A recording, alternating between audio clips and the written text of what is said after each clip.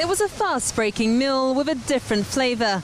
The Muslim community of Bussy Saint-Georges recently broke their daily fast of Ramadan with a shared meal with a Jewish community, a way of reinforcing the close links between Muslims and Jews in France.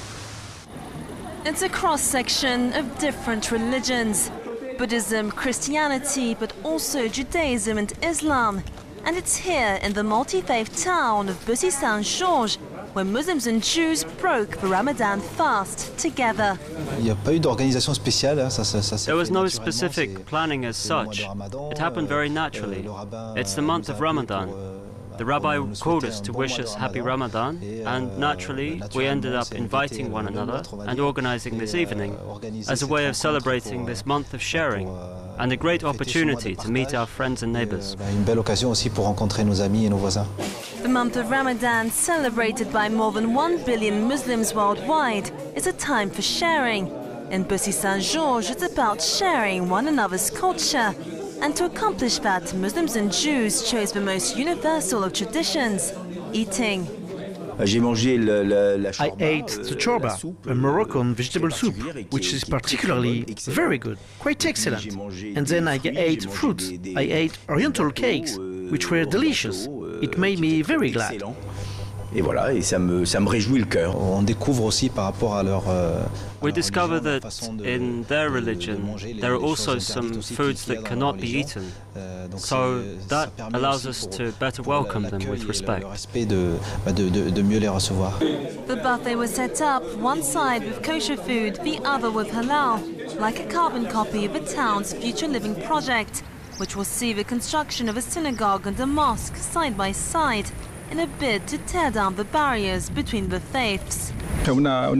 We accepted this meeting mainly to get to know one another and to exchange ideas with each other. Let's not forget that the majority of my cousins, that's how I call Jews, either come from Morocco, Algeria or Tunisia. I myself am Moroccan, and as a result we have many common interests to discuss. The project will also include the construction of 2 Buddhist temples. So far, only one of them has been built. The mosque and synagogue are still awaiting financing. The mosque needs another 490,000 euros to complete building works, whilst the synagogue has raised only 100,000 euros and construction is yet to begin. Reaching out to your neighbor, going and talking to him, moving forward with him, all of these things embody the spirit of our project, which wants to prove that no matter our beliefs, no matter our differences, they won't change the fact that my neighbor is also my brother. And from the moment I acknowledge this, it means I have the right to not always agree with him. I have the right to not share the same opinion as him, but I don't have the right to fight with him. Every year, more than 100 anti-Muslim attacks and as many as 400 anti-Jewish acts are carried out in France. Jewish and Muslim leaders hope that more events like this will help promote interfaith dialogue and prove that living together is possible. It was a shared meal with no fuss and no ceremony.